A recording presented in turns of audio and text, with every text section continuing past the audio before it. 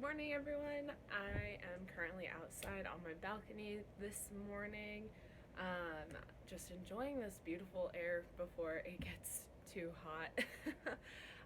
So today I'm going to read chapters 45 and 46. They're both fairly short, so I figured I'd just combine them. That said, the questions in the packet are super easy. It's a journal entry. You have to tell me what type of irony you think you heard. And then you have to compare and contrast two characters.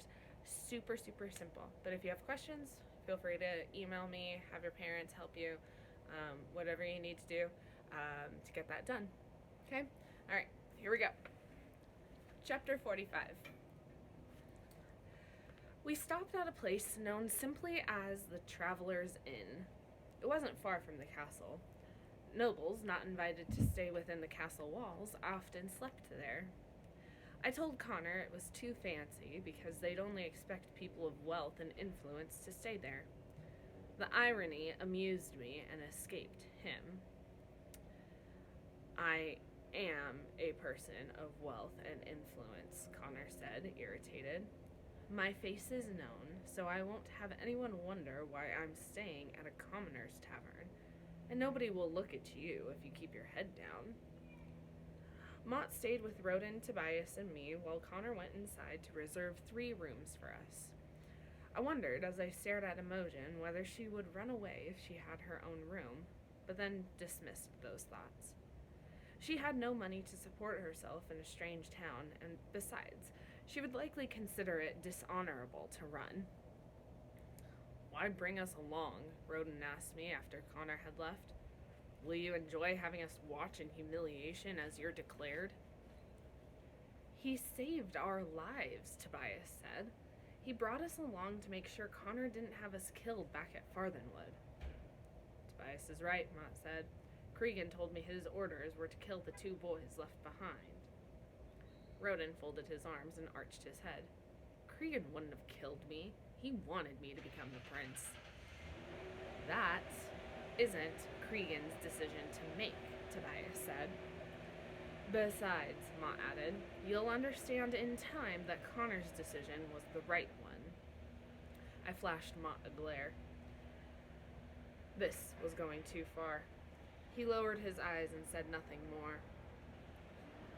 What's she here for? Tobias asked, nodding at Imogen. Then he smiled. Oh, you'll use her to convince the princess. Amarinda would never suspect her of lying. Imogen flushed and stared at me with hatred in her eyes. It was nearly the same accusation she had already made to me. After I'm declared, you're all free to go, I said. All I ask is if there are any secrets between us that you keep them. I don't believe you, Roden said bitterly. We're too dangerous with all that we know. So you'll excuse me if I wait to see whether we walk free before I celebrate your generosity. You're excused, I said, and I slumped down again and closed my eyes.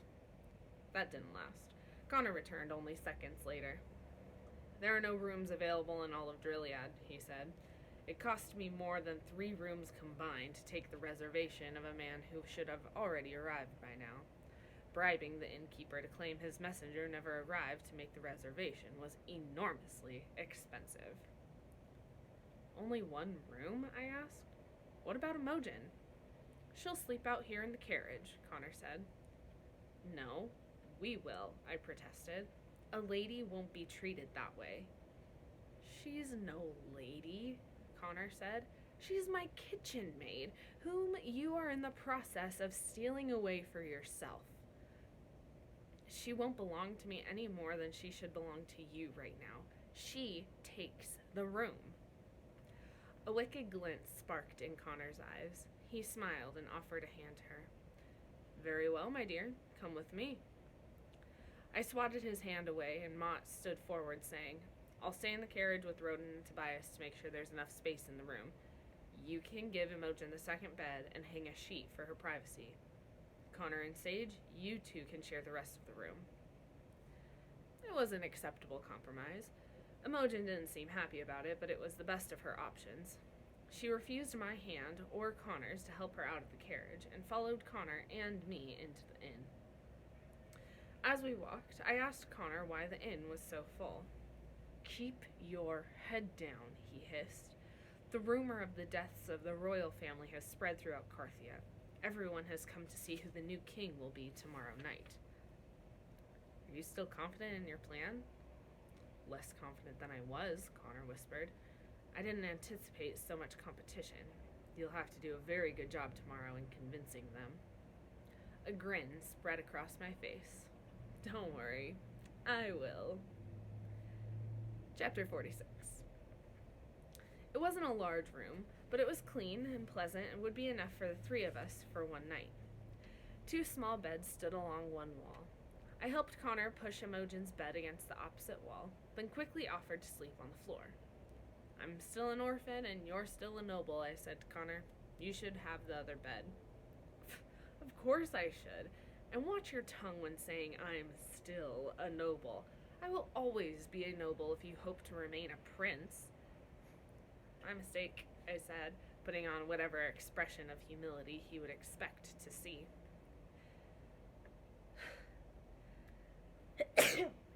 Bless me. It's like I sneeze in every one of these videos. Oh my goodness. I'm so sorry. Imogen and I took a sheet off her bed and hung it from the ceiling. It wasn't a perfect solution for her privacy, but it was the best any of us could hope for. She removed one of the blankets from her bed for me to sleep with on the floor. I put myself directly between hers and Connor's bed. He noticed. "You think I'd try any mischief with that disgusting girl? I knew her mother, who was worthless too. Imogen's safe with me, boy. It's you she should worry about." I let that comment pass. No doubt she was worried about me, but for entirely different reasons. It was very late at night when I heard her roll off her bed onto her feet. Connor's snoring was ferocious, so it was no surprise that he didn't hear her and wake up. She stepped from behind the hanging sheet and touched my shoulder. I sat up and she put a finger to her lips, then motioned for me to follow her. In the chance that Connor did awake, I positioned my blanket so that in the darkness it would appear someone was there. But I'd learned from more than one time in his presence during the night that he never woke up. Once on Imogen's side of the makeshift curtain, she pointed to the window. "Are you too warm?" I asked. "Can you take me out there?" she whispered. "Is it safe?" I inched the window open, examined the wall in the moonlight, and nodded. In typical Carthian style, a ledge had been built directly below the window. I crawled through the window first and then helped her through. The night was cool and the breeze had picked up somewhat, but she didn't seem to hate me right now, so it was probably our last chance for any private conversation. We sat on the ledge and leaned against the wall of the inn, letting our legs dangle below. "Do you often go out on ledges at night?" I asked. "You do. I saw you once crawling around the walls of Farthenwood." She shrugged and said, "I don't think you saw me watching you, though." I hadn't seen her, which was amazing because I'd always watched carefully for anyone below me on the grounds. "I couldn't sleep," she added. "All I could think about was the carriage ride. Roden is so angry with you." "Is he?"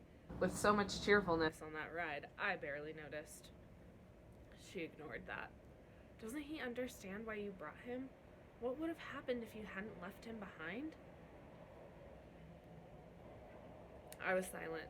It was nothing new to have someone mad at me, but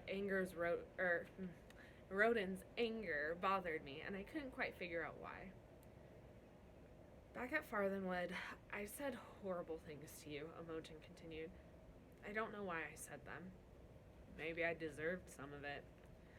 "No, you didn't. I blamed you for my own worries about coming to Drilliad, leaving the safety of Farthenwood. But now that I'm gone, I can't imagine returning there. Anything is better than Farthenwood." She lowered her eyes. "I'm sorry. I should have trusted you." I deserve no trust, and yet she asked my forgiveness? Could she see me in the darkness and know how her words bit into my heart? Or did I have no heart and no soul? Connor had said we must prepare to sacrifice our very souls to bring Prince Jaren to the throne. I had done just that, although not in the way Connor thought. "Are you nervous about tomorrow, Sage?" Yes. Even with the truth on my side, there is so much that could go wrong. Don't be. You look so very like him in that painting that they're sure to accept you. I watched you as we rode in the carriage. If I'm not careful, I may begin calling you Jaren myself. Would you? For reasons I couldn't explain even to myself, I longed to hear someone call me by my real name. I was tired of Sage. There were so many things I disliked about him lately. She hesitated a moment before smiling. Right now? What am I supposed to call you?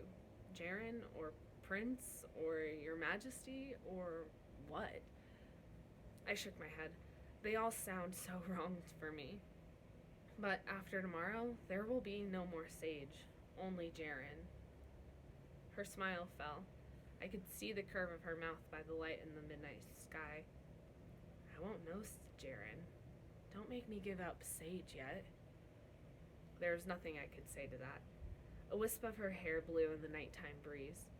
I caught the hair and tucked it behind her ear. She smiled, then reached for a pin and fastened it again, always maintaining her neat servant's braid. I wondered if she could ever learn to see herself as something other than a servant, something greater. We should probably go inside. Imogen sat up straight.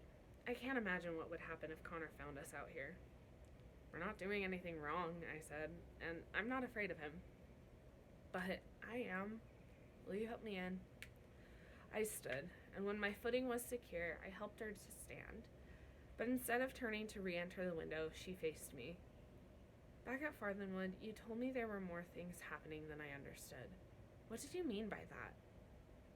I pressed my lips together, then said, I meant that there's a big difference between acting like a prince and being a prince.